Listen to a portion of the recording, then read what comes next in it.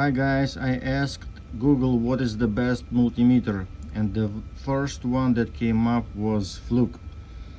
This particular model is Fluke 87V or 875.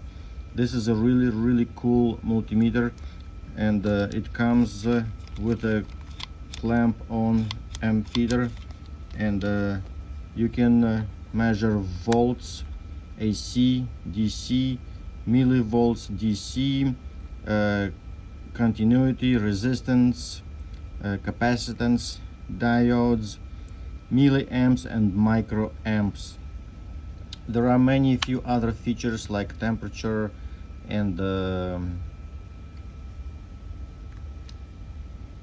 this one, P off, power off. Thank you for watching. Goodbye.